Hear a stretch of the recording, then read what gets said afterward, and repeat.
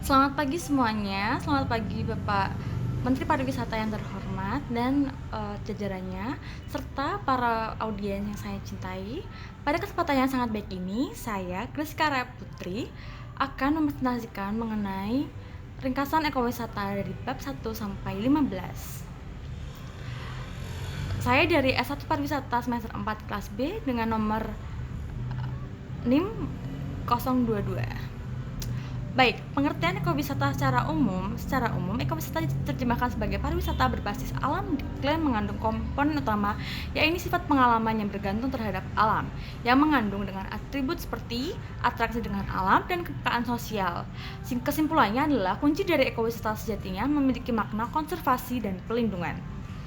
Selanjutnya, paradigma ekowisata. Dari gambar 1 di atas memberikan adanya pemahaman paradigma tentang ekowisata menurut Orams 1955. Dari pemikiran Orams bahwa sebagian besar definisi pariwisata terletak antara posisi pasif dan posisi aktif menuju tiang tanggung jawab tinggi dan kontinu.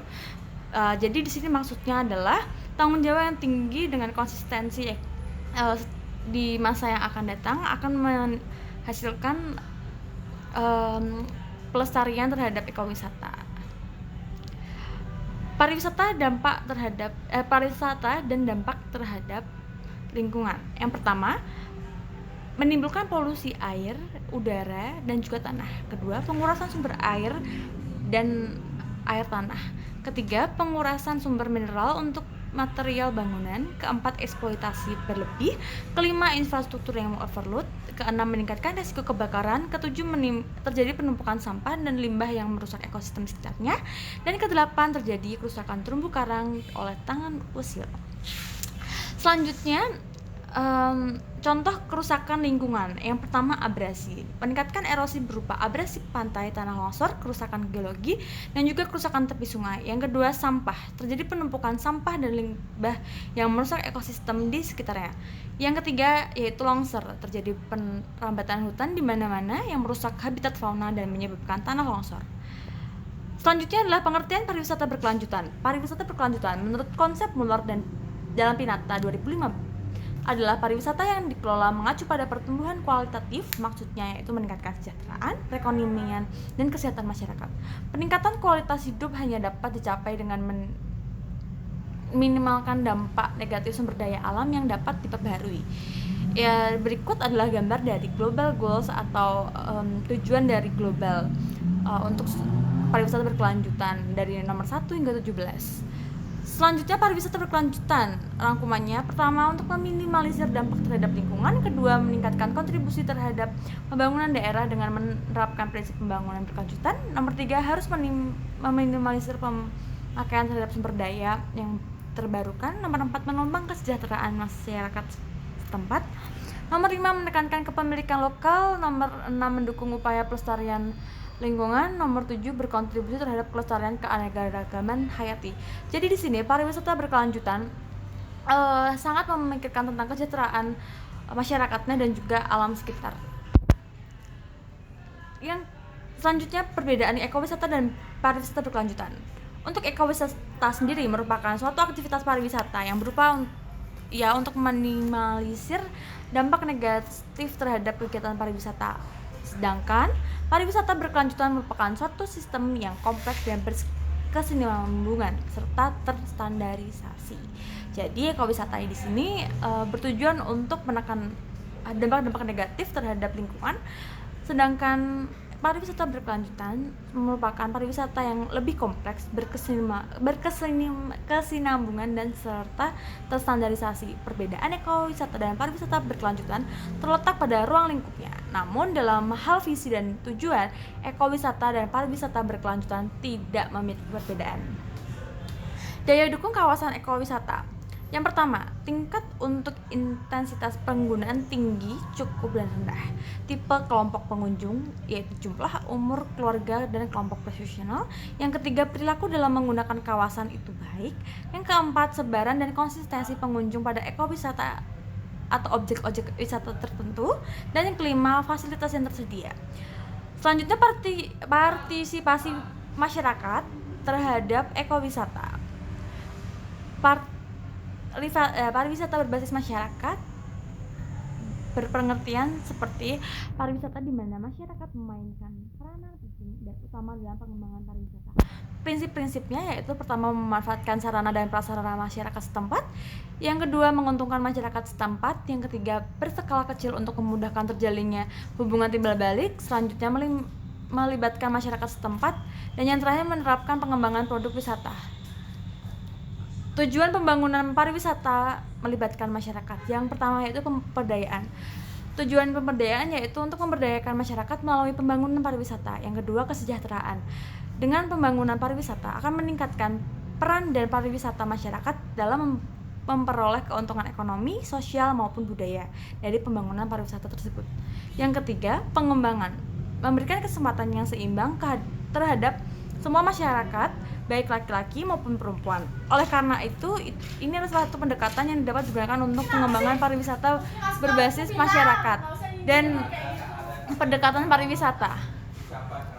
LSM atau Lembaga Swadaya Masyarakat. LSM memiliki peran yang sangat penting untuk pembangunan pariwisata sebagai salah satu indikator pencapaian pariwisata berkelanjutan dan berbasis masyarakat. LSM memiliki kemampuan dan beragam pengalaman.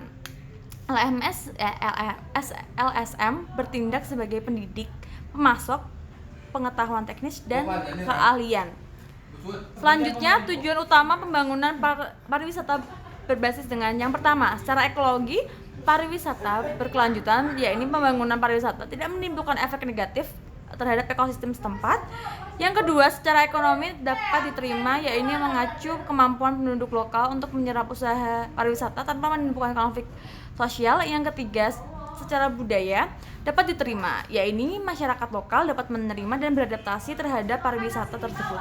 Yang keempat, secara ekonomi menguntungkan, yaitu menguntungkan baik dari pihak masyarakat, pengembang, dan juga pihak yang terkait.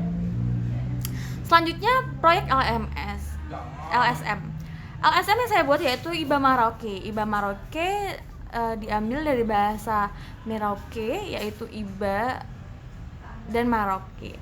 Mengambil konsep kearifan lokal di Papua dan juga Merauke. Kearifan lokalnya adalah noken, merajut dan menggunakan tas rajut asli Papua yang berasal dari serat kayu disebut noken.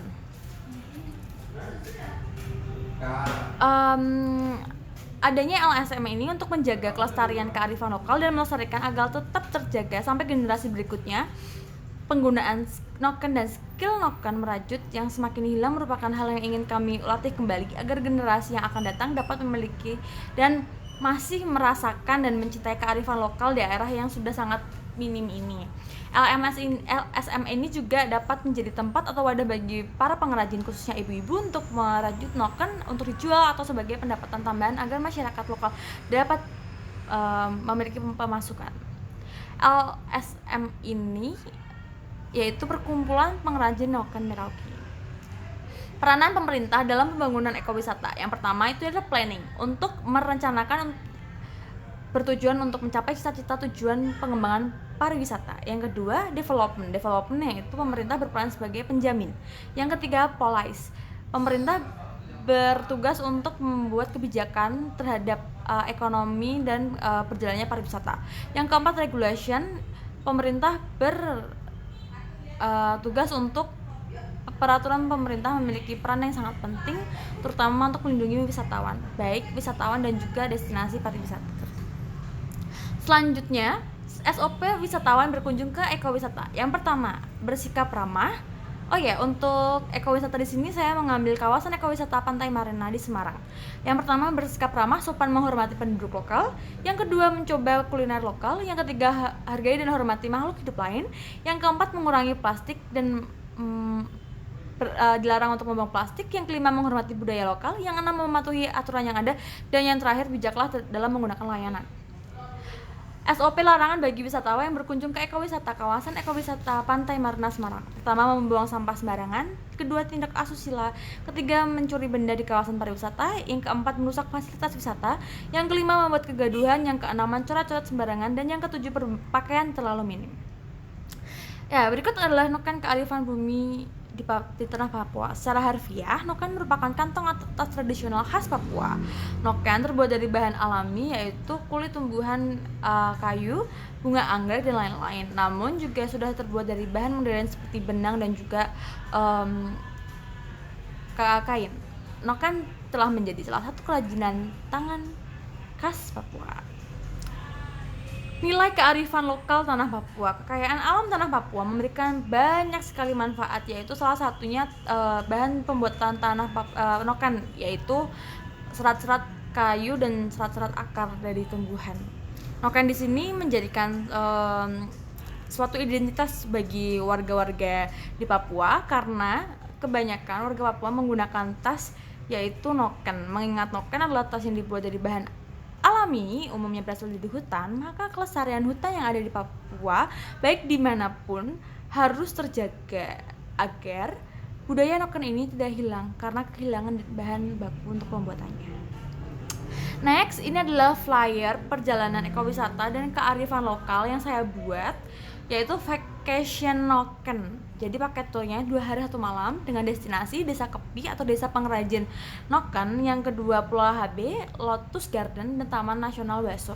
Itu semua ada di Merauke dan Papua. Penjemputan fasilitas yang didapat yaitu penjemputan di bandara, transportasi travel selama 3 hari, hotel bintang 4, pemandu wisata, dan makan siang serta snack dengan harga sekitar $100 atau 1,5 juta rupiah.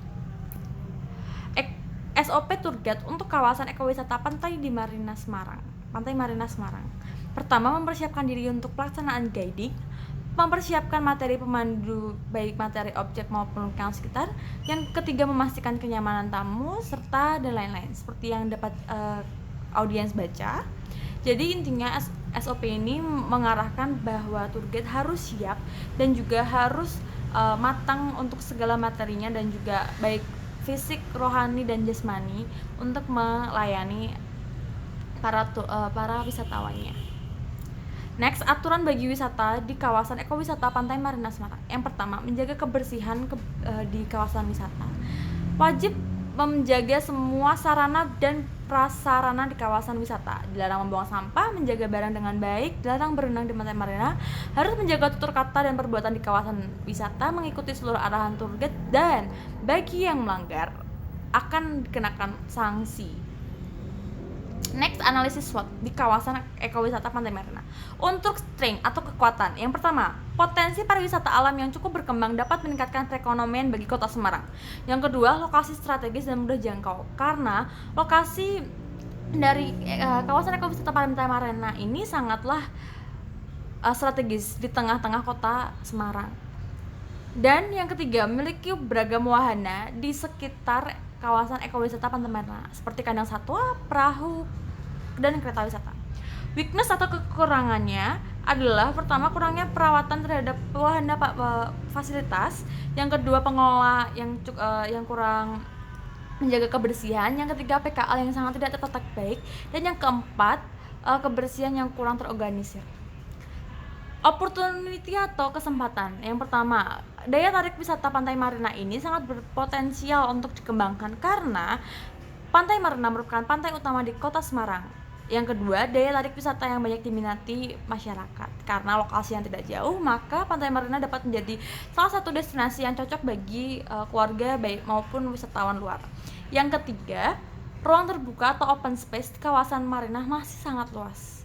Threat atau ancamannya yaitu pertama, ketidaktersediaan kendaraan umum yang tidak reguler, belum adanya transportasi yang menuju langsung ke Pantai Marina. Yang kedua, pencemaran laut yang semakin lama semakin banyak, yang menyebabkan area itu tidak baik ya lingkungannya.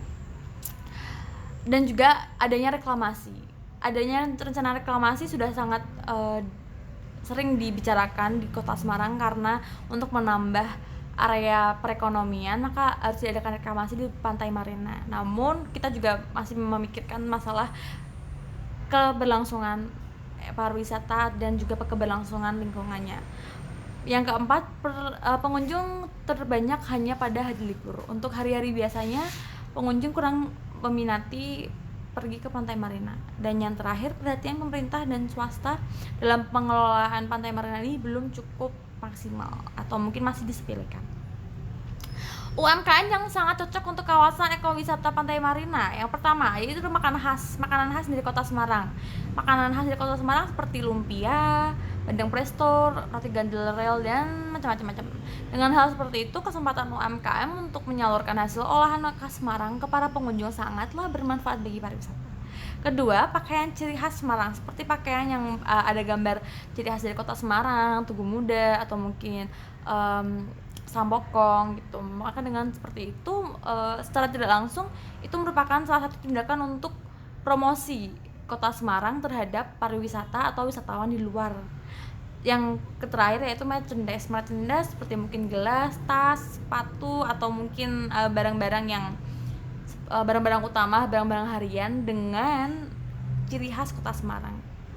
Itu juga merupakan promosi yang baik untuk Kota Semarang, khususnya pariwisatanya. Next, ekowisata yang ramah wisata difabel. SOP-nya